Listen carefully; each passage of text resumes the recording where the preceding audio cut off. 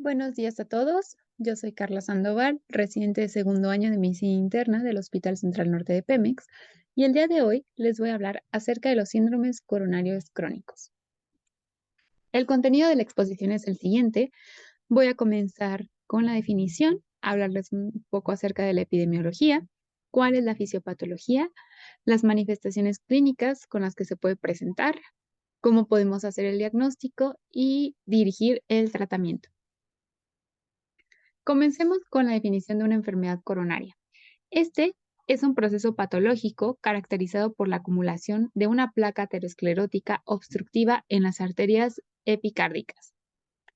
Según la guía de la ESC, va a incluir los 6 siguientes, que es 1. La sospecha de una enfermedad arterial coronaria y síndromes estables de angina. 2. Una insuficiencia cardíaca de recién diagnóstico o una disfunción ventricular izquierda. 3. Los síntomas estables de angina o que sean asintomáticos durante el último año, un síndrome coronario agudo o que hayan tenido un proceso de revascularización, una enfermedad de las arterias coronarias o una revascularización posterior a un año, que existan síntomas anginosos y sospecha de angina vasoespástica y una enfermedad de las arterias coronarias en el tamizaje. En cuanto a la epidemiología, en México no tenemos muchos datos al respecto.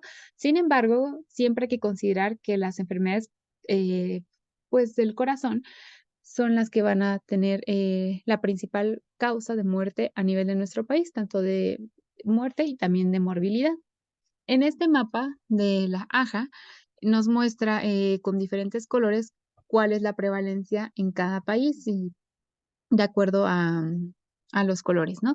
Entonces, como podemos ver, en el color rojo son los que tienen una prevalencia más importante y de ahí, pues, va disminuyendo, siendo el color verde el que se supone que tiene una menor prevalencia. Sin embargo, no hay que dejarnos sesgar por esta información, ya que países que tienen poco desarrollo, como pueden ser los países del norte de África, estos no tienen acceso a los servicios de salud como nosotros lo podemos tener o como países más desarrollados los tienen. Entonces, esto no quiere decir tanto que haya una menor prevalencia ahorita aquí en América, sino que ya se cuenta con unas mayores herramientas. En esta otra gráfica de la prevalencia, aquí nos divide por hombres y mujeres y de acuerdo a algunos rubros de edad, de los 20 a los 39, de los 40 a los 59, de los 60 a los 79 y en los mayores de 80. A grandes rasgos, como podemos ver, entre mayor edad, pues mayor aumenta esa prevalencia. Sin embargo, aquí igual podemos ver que es más prevalente en los hombres, en todos los grupos de edad, que en las mujeres. Y en general, la prevalencia de ambos sexos es de 20.1 millones, en las mujeres de 9.1 millones, en los hombres de 11 millones, y en los hispanos hay una tablita en la que nos pone una relación de porcentaje y nos dice que en los hombres la prevalencia es de 6.8 y en las mujeres de 6.4. Ahora, les voy a comenzar a hablar sobre la fisiopatología. En este esquemita del JAMA nos muestra nuestro principal eje en lo que va a funcionar todo, que es la formación de la placa aterosclerótica. Entonces, lo primero que nosotros vamos a tener es un daño en la pared arterial. El proceso pues va a comenzar con un daño en la pared interna de la arteria, lo cual puede deberse a factores que nos van a predisponer como es la hipertensión, el tabaquismo, la diabetes o tener una hiperlipidemia. Posterior a esto, lo que va a ocurrir es una acumulación de lípidos.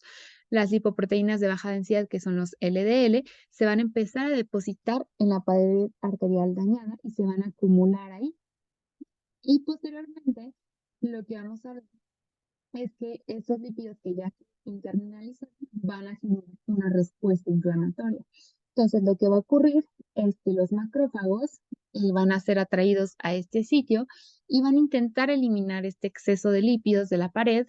eh, Sin embargo, pues esto los va a rebasar y lo que va a ocurrir es que se van a transformar en una célula espumosa que son muy características pues de esta placa de ateroma. Y ya con todo esto, estos lípidos, estas células inflamatorias, que también se acompañan de células del músculo liso, pues son lo que van a a tener de componente pues nuestra placa.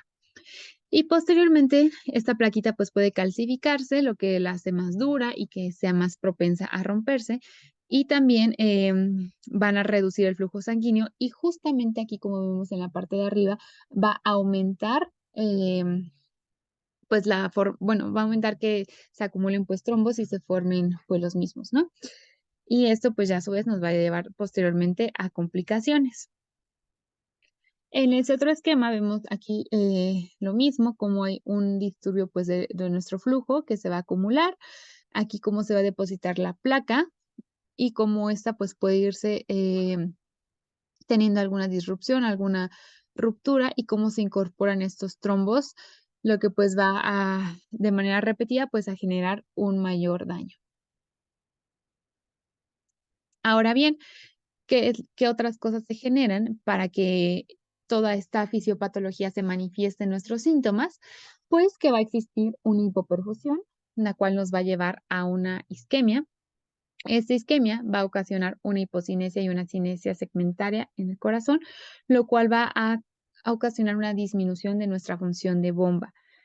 Esto, pues a su vez, nos va a llevar a alteraciones mecánicas que van a hacer que no haya una adecuada oxidación de los ácidos grasos, que nuestra glucosa no tenga la suficiente funcionalidad y se transforma en lactato, que haya una disminución de pH, de ATP y a su vez esto nos ocasione una disfunción de nuestra membrana celular con una mayor salida de potasio, con una mayor de entrada de sodio y de calcio. Y todo esto pues es lo que nos va a ocasionar pues nuestro dolor y la gravedad y la duración pues van a determinar si el daño es reversible o es irreversible. Ahora, para que nosotros podamos estudiar todos estos síndromes pues coronarios, la ESC tiene una estrategia de 6 pasos que son muy buenos para que nosotros podamos sistematizar el cómo vamos a hacer un abordaje. Entonces, lo primero que nosotros tenemos que hacer es evaluar los síntomas y realizar un examen médico. Ahora bien, este paso es muy importante ya que si nosotros detectamos una angina inestable, lo cual vamos a ver más adelante, pues es un abordaje totalmente diferente que sería el de los síndromes coronarios agudos. Ahora, en nuestro paso número 2, lo que tenemos que considerar son las comorbilidades que tiene nuestro paciente y la calidad de vida para ver si va a tener si la revascularización en este caso pues va a ser útil o no. En número 3, pues nuestras pruebas complementarias que son muy importantes, como un electrocardiograma, pruebas de laboratorio, si es necesario hacer un ecocardiograma. En nuestro paso número 4, vamos a ver la probabilidad pretest, de la cual les voy a hablar también más adelante. Y en nuestro paso número 5, si nosotros tenemos que hacer, de acuerdo a esta probabilidad que nos salió, si hacemos algunas pruebas o no, y qué tipo de pruebas. Y posteriormente a esto, nosotros pues vamos a elegir nuestro tratamiento. Ahora, ¿qué decía nuestra guía? Pues lo primero, hay que ver nuestras manifestaciones clínicas. Entonces, el cuadro clínico va a ser nuestra angina de pecho.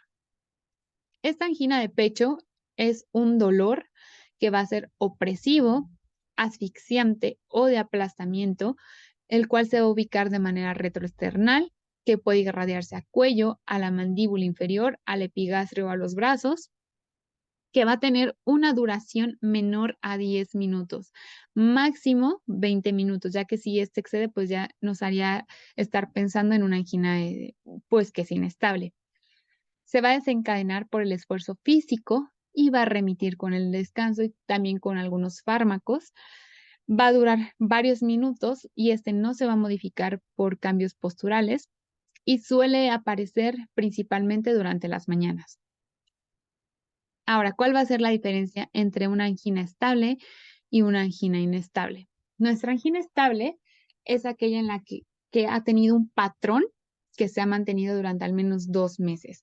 ¿Este patrón en qué puede basarse? En la frecuencia con la que ocurren los episodios de la angina, si hay causa en las causas o los desencadenantes de los episodios, o sea, que sean los mismos generalmente, la duración que tienen y la capacidad pues para controlar estos síntomas, ya sea con reposo o con medicamentos.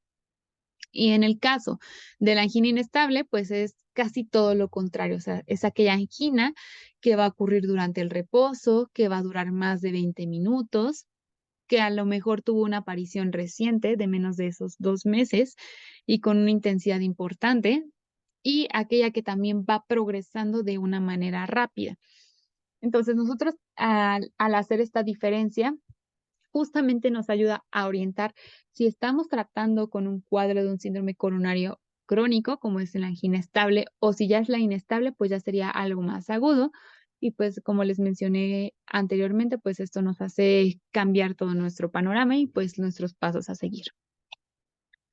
Ahora, también hay que considerar aquellos equivalentes anginosos, que son la disnea, la náusea, el vómito, el dolor en epigastrio, y todos estos síntomas suelen aparecer principalmente en mujeres, en personas diabéticas o en adultos mayores. Entonces, es igual muy importante, pues, considerarlos porque no se va en muchos pacientes no se manifiesta simplemente con nuestra angina de pecho, sino ocurren estos síntomas, entonces hay que tomarlos en cuenta. Ahora, existen unos grados también que nos van a ayudar, pues, a saber qué tan importante es. Entonces, el grado 1 es aquella angina que va a ocurrir con esfuerzo extenuante, en la 2 con esfuerzo más moderado, en el 3 con un esfuerzo leve y en el 4 con angina en reposo. Entonces, en este caso, la aparición, pues, de nuestro síndrome coronario crónico, pues, es tanto con el grado 1 como con nuestro grado 2. Ahora, lo siguiente era considerar nuestras comorbilidades relacionadas. Entonces hay que ver si nuestro paciente tiene diabetes tipo 2, si es un paciente que tiene unidad avanzada, si presenta enfermedad renal crónica o si tiene cáncer, porque todo esto igual nos va a ayudar a saber dirigir, por ejemplo, pues un poquito mejor nuestro tratamiento. Ahora, lo siguiente es cómo vamos a hacer nuestro diagnóstico. Entonces, lo primero que nosotros tenemos que hacer es solicitar un perfil lipídico, pues para ver cómo están nuestros niveles de colesterol y de triglicéridos. En segundo lugar, pues ver una biometría hemática, lo cual también nos podría ayudar a ver si nuestro paciente tiene anemia o no. En tercer lugar, pues pedir nuestra glucosa y una hemoglobina glucosilada si estamos pensando que el paciente también tiene un estado hiperglucémico o que tiene diabetes. Ver cómo está nuestra creatinina y nuestra tasa de filtrado glomerular. Y de manera opcional, pues ver cómo están nuestras troponinas, ver nuestro péptido natriurético y los niveles de CPK y PFH. Esto también nos va a ayudar a ver si podemos nosotros dar nuestro tratamiento con estatinas, que es un pilar muy importante o no. Y pues también considerar enfermedades de tiroides. Ahora, lo segundo es un electrocardiograma. Entonces, si la persona no tiene síntomas, simplemente puede ser normal o hasta en un 50% nos puede mostrar signos de isquemia, como cuáles, como el descenso de nuestro segmento ST, si existen ondas Q patológicas que nos indiquen que ya hubo algún infarto previo o datos que muestren hipertrofia del ventrículo izquierdo o algunas arritmias. Sin embargo, si nosotros logramos pues captar a nuestro paciente en ese momento que tiene dolor, nosotros también podemos tomar un electrocardiograma y lo que nos va a mostrar es lo siguiente, que es nuestro descenso del segmento ST de más de 1 milímetro. Esto es lo más característico, aunque también puede observarse inversión de las ondas T o ascensos transitorios de nuestro segmento ST. Ahora, en segundo lugar, lo que nosotros podemos hacer es un ecocardiograma, el cual va a revelar alteraciones segmentarias de la función del ventrículo izquierdo. Podemos hacer, por ejemplo, un ecocardiograma de estrés o que nos ayuda a ver defectos de la perfusión. Aquí podremos hacer una gammagrafía de la perfusión. Secundaria es una isquemia provocada por un esfuerzo físico o con una estimulación farmacológica. Y lo siguiente que nosotros podemos hacer es tomar algunas pruebas complementarias. Esto ahorita les voy a mostrar más adelante, de acuerdo a la probabilidad del pretest, pero puede ser la coronografía, una angiotomografía, una radiografía de tórax, que aunque no va a dar una información muy específica, nos puede ayudar a descartar algunas otras patologías, principalmente, pues, con nuestros diferenciales con enfermedades, pues, respiratorias. Y también, puede ser de utilidad una resonancia magnética cuando nuestro ecocardiograma no es muy concluyente. Entonces, aquí está lo siguiente que les había comentado, que es la probabilidad del pretest. Y pues bueno, nuestra probabilidad del pretest puede ayudarnos a reducir sustancialmente la necesidad de realizar pruebas invasivas o también no invasivas en pacientes que tenemos una sospecha de una enfermedad coronaria estable.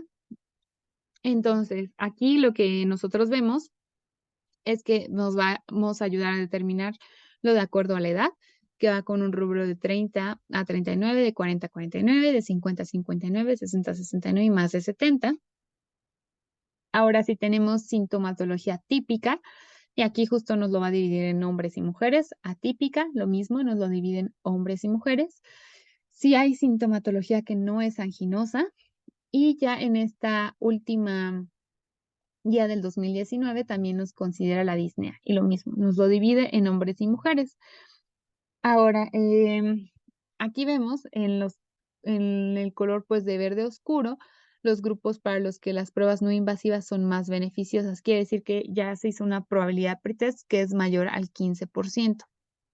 Y los que son de un color verde más clarito, representan a los grupos con una probabilidad pretest que va del 5 al 15%, para quienes se puede considerar la realización de pruebas diagnósticas después de evaluar, pues, esta probabilidad clínica con base a algunos modificadores que vamos a ver ahorita más adelante. Entonces,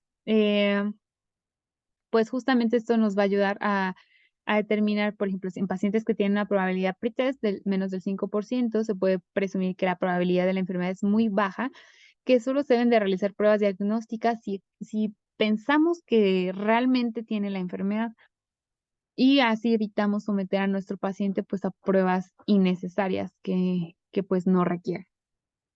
Ahora, los modificadores que mencioné son los siguientes. Hay modificadores que te ayudan que te dicen si hay una disminución de la probabilidad, o algunos que te la aumentan.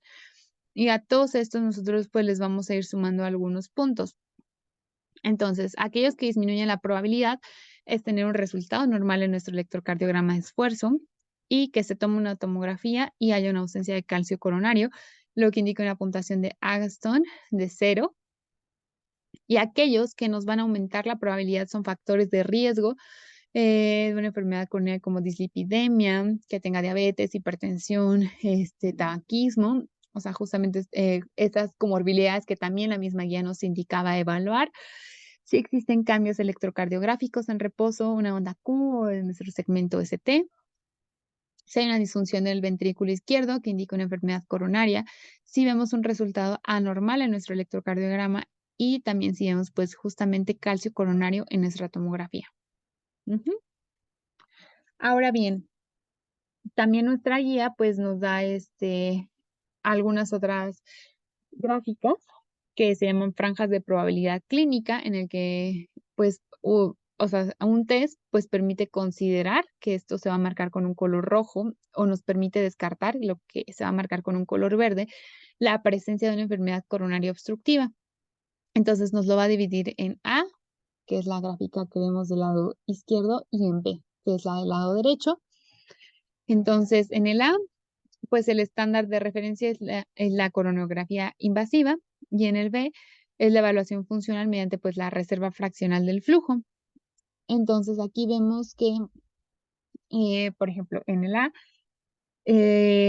la coronografía invasiva es la prueba preferida para los pacientes que tienen un intervalo de probabilidad clínica de una enfermedad coronaria baja, que no tienen un diagnóstico previo de la enfermedad, y son características asociadas, pues, con una probabilidad alta de una buena calidad de imagen.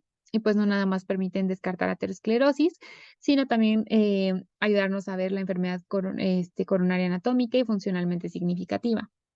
Y en el caso, pues, por ejemplo, aquí en la gráfica del B, vemos que los datos de un ecocardiograma de estrés y un SPECT son más limitados que el de otras técnicas. Entonces, esto pues justamente nos ayuda a nosotros elegir pues qué prueba es más apropiada para nuestros pacientes. Entonces, aquí en esta parte nosotros vemos, por ejemplo, si la probabilidad es alta, o sea, con síntomas que no responden al tratamiento farmacológico con angina típica a niveles bajos de esfuerzo, pues lo más apropiado es hacer una coronariografía. Y si no podemos descartarlo, hay que realizar pruebas no invasivas como una angiografía por tomografía. Entonces, las pruebas no invasivas pues son las siguientes. La ergometría, que esto pues consiste en un aumento progresivo estandarizado de una carga de trabajo, mientras se vigila de manera continua los síntomas, el electrocardiograma y la presión arterial.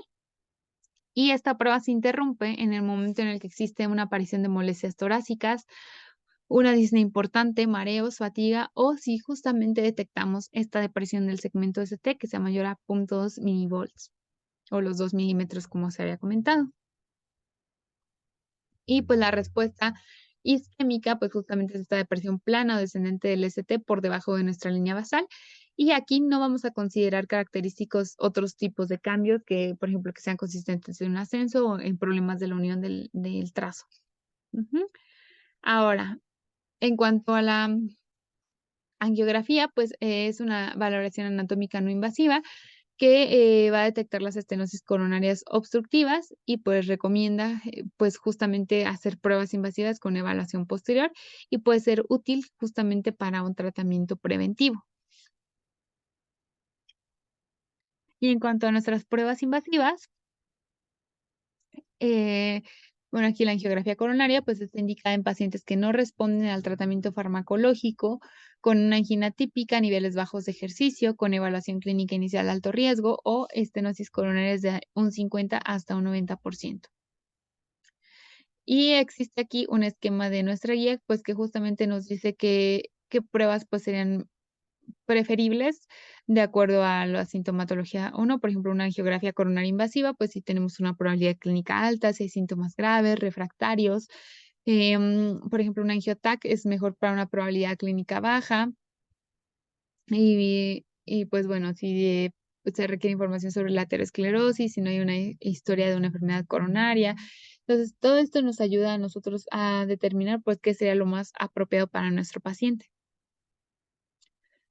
Y bueno, también es muy importante hacer nuestros diagnósticos diferenciales con otras enfermedades cardiovasculares, como una disección de aorta o pericarditis o las enfermedades pulmonares, que nos pueden también dar, bueno, confundirnos con alguna sintomatología, como lo es la embolia, un neumotórax, una pleuritis, y otras enfermedades como enfermedades del esófago, úlcera péptica, pancreatitis o una costocondritis. Y posteriormente lo que tenemos que hacer es evaluar nuestro riesgo. Entonces, el riesgo, pues, se debe estratificar con base en la evaluación clínica, en nuestra función del ventrículo izquierdo, en nuestra ecocardiografía en reposo y nuestra evaluación invasiva de isquemia o una anatomía coronaria. Entonces, los pacientes que nosotros vamos a determinar que tienen un alto riesgo son aquellos que tienen una depresión del segmento ST a una carga baja de trabajo combinada con síntomas de esfuerzo, ya sea una angina o una disnea, una capacidad de ejercicio baja, una ectopia ventricular compleja, arritmias o una respuesta normal de la presión arterial. Y aquí existe otro cuadro de nuestra guía de la ESC que nos ayuda a definir pues justamente el riesgo alto de eventos para distintos tipos de pruebas. Entonces aquí nosotros vemos, por ejemplo, si hay una imagen de perfusión por SPECT o PET, son de alto riesgo si hay una área de isquemia mayor al 10% de nuestro miocardio. En nuestro ecocardiograma de estrés, si 3 de 16 segmentos vemos que tienen hipocinesia o acinesia. En nuestra resonancia magnética, si vemos que 2 de los 16 segmentos tienen defectos de perfusión por estrés, o que haya 3 segmentos con la disfunción inducida por dobutamina. Y pues también por la angiotomografía, pues si hay una enfermedad de 3 vasos con estenosis proximal o enfermedad proximal, por ejemplo, la arteria descendente anterior. Y el riesgo alto, pues se va a definir con una tasa anual de una mortalidad cardíaca mayor al 3% y un riesgo bajo de eventos con una tasa anual de mortalidad cardíaca menor al 1%. ¿Y cómo vamos a hacer nuestro tratamiento?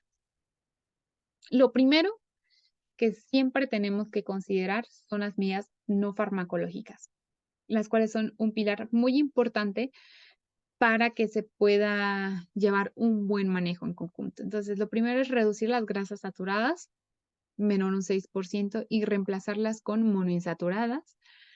Que la dieta sea rica en verduras, en frutas, en leguminosas y en proteínas que sean magras. Hay que minimizar el consumo de sodio, menor a 2.300 miligramos sobre decilitro, lo cual pues también nos propicia el alto sodio pues a otro tipo de enfermedades cardiovasculares que a su vez pues incrementan el riesgo de la cardiopatía isquémica. Y lo siguiente es dejar de fumar, ya que va a reducir hasta un 36% la mortalidad y hasta en un 32% el infarto al miocardio. Ahora, lo siguiente ya es nuestro manejo farmacológico. Entonces, nuestra guía de la AJA nos dice con un nivel de evidencia 1A que lo primero que nosotros tenemos que dar de tratamiento son las estatinas de alta intensidad, las cuales nos van a ayudar a lograr una reducción de hasta un 50%. ¿Cuáles son esas estatinas? La rosuvastatina, la atorvastatina. Ahora, se pueden considerar estatinas de mediana intensidad si el paciente no tolera las de alta intensidad o si tenemos algunas contraindicaciones para las mismas, y estas también nos van a ayudar a reducir de un 30 hasta un 49% los niveles de nuestro colesterol LDL. Y pues ya, lo siguiente después de nosotros dejar este tratamiento es hacer una evaluación, es decir, medir nuestros lípidos de 4 a 12 semanas y después cada 3 a 12 semanas.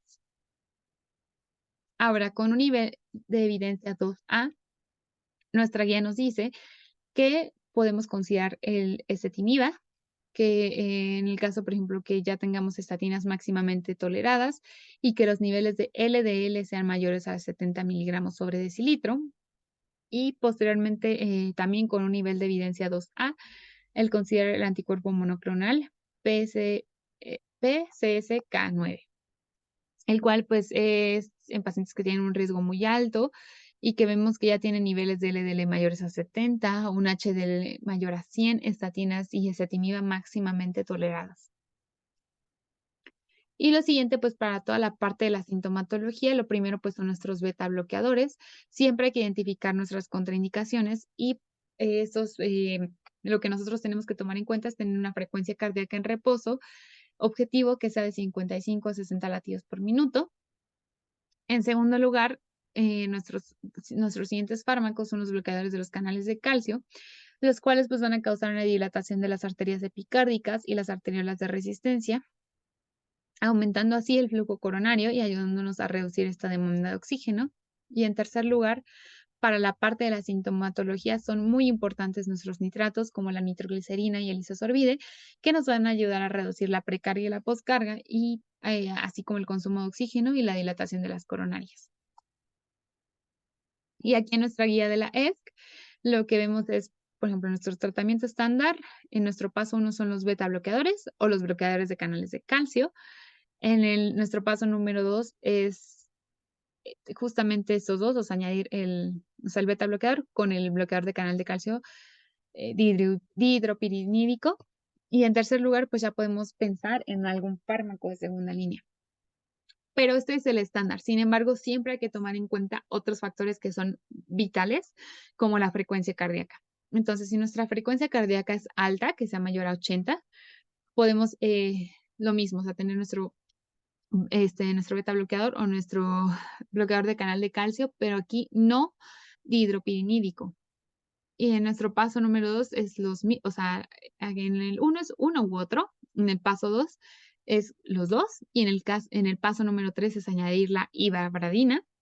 Ahora, en el caso de que tengamos una frecuencia cardíaca baja, que sea menor a 50, aquí no vamos a usar nuestro beta bloqueador, sino nuestro bloqueador de canal de calcio dihidropiridínico. Y pues, y aquí pues ya vamos añadiendo pues algunas otras cosas. Podemos considerar también pues ya otros fármacos y pues si existen alguna disfunción de nuestro ventrículo, pues primero pues nos vamos con nuestra beta bloqueador y después pues vamos añadiendo la ivabradina y etcétera.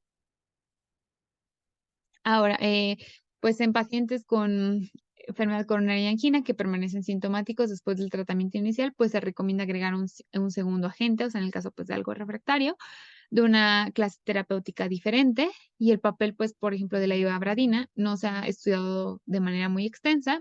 Han habido algunos estudios que lo comparan con otros fármacos. Hubo uno que lo comparó con el atenolol y otro que lo comparó con el amlodipino, y estos fueron, pues, doble ciego y encontraron, pues, mejorías similares. Realmente no hubo como algo muy significativo para el mismo. En el caso también de la colchicina que nos menciona la AJA, esta, pues, tiene propiedades antiinflamatorias, ya que altera la quimiotaxis y la fagocitosis de nuestras células inflamatorias, como se mencionó al principio en la fisiopatología, y, pues, va a reducir la expresión de moléculas de adhesión y tiene un efecto sobre la producción de nuestras citocinas. Y en el caso, pues, de algo ya más refractario, podemos considerar una contrapulsión externa mejorada, y ya algunos procedimientos que ya son más invasivos, como como una revascularización para una enfermedad significativa del tronco común, si hay una disfunción grave de nuestro ventrículo con una FEBI menor al 35%, si hay una enfermedad de 3 vasos y una mejora de la supervivencia a largo plazo. Y con revascularización, pues me refiero a ICP o alguna derivación coronaria. En general, ICP se recomienda para una enfermedad de uno o 2 vasos, con enfermedades concomitantes o si hay una deformación grave. Y la derivación coronaria, existe un cuestionario que se llama Syntax, en el que si tenemos 23 puntos, que ya es algo alto, pues es preferible hacerlo a hacer la ICP. Y en general, pues, ¿qué nos dice todo esto? Bueno, que vamos a tener como algunos factores que nos van a empeorar nuestro pronóstico, como edad avanzada, si hay una mayor gravedad de angina de pecho, si hay una capacidad funcional reducida, cambios en nuestro electrocardiograma, si hay una presencia de isquemia miocárdica silente, disfunción del ventrículo, y pues nuestra mortalidad anual va a ser de 1 a 2%, de 1 a 2 a 3 a 8%. El riesgo de muerte por causas cardíacas va de 0,6 a 1,4% y el riesgo de infarto no mortal, pues, va de 0,6 a 2,7%. Y bueno, ¿cuáles son, pues, las conclusiones al respecto? Que es muy importante conocer la fisiopatología de la enfermedad, así como la historia natural de la enfermedad, para que nosotros podamos incidir desde los cambios en nuestro estilo de vida, para que se evite toda esta formación, pues, de la placa y que pasemos de tener una placa estable a una placa inestable.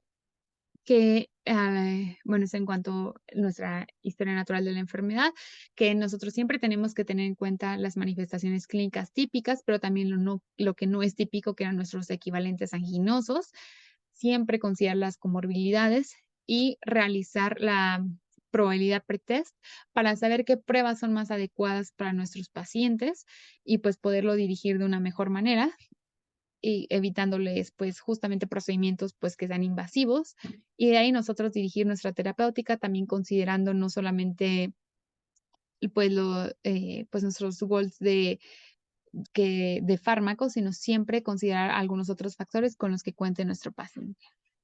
Y, pues, bueno, eso es todo.